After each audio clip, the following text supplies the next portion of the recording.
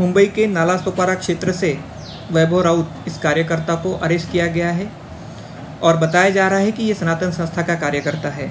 वास्तव में सनातन संस्था के वे साधक नहीं हैं, ये मैं यहाँ स्पष्ट करना चाहता हूँ।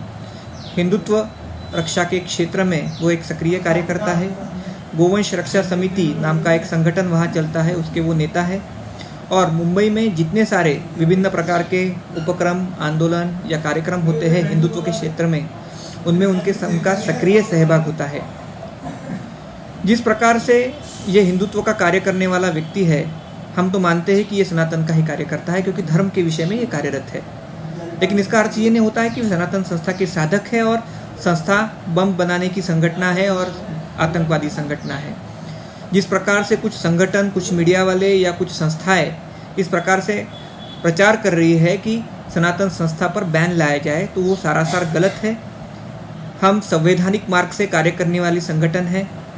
हमने हिंदुत्व का कार्य वैधानिक मार्ग से चालू रखा है। रही बात वैभव राउत के संदर्भ में, तो ये समझना होगा कि एटीएस का इतिहास कलंकित है। मालेगांव प्रकरण में हमने देखा है कि हिंदुत्व निष्ठों के घर में एटीएस के लोगों ने ही आरडीएक्स रखा था। उसी प्रकार की जो बात हुई है वो वैभव राउत के संबंध में भी क्यों नहीं हुई हो, ऐसे हमें लगता है। आज कोई सबूत नहीं है।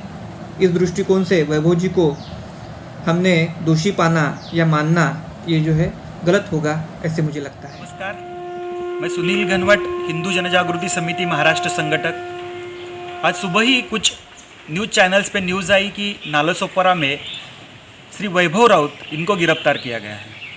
वास्तविक रूप से श्री वैभव राउत एक गोरक्षण का बहुत ही अच्छा कार्य करते हैं। हिंदू गोवंश रक्षा समिति के माध्यम से इनका गोरक्षण का कार्य चलता है।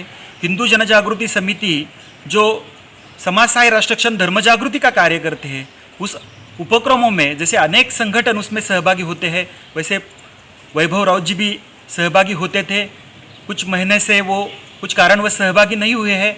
लेकिन इसमें एक बात बतानी है कि हिंदुत्ववादी संगठन जो है, उन संगठनों को बदनाम करना, उनके जो कार्यकर्ता है उनको गिरफ्तार करना, जैसे सनातन के बहुत सारे निर्दोष साधकों को गिरफ्तार किया था और उनको कारावास में रखा गया था।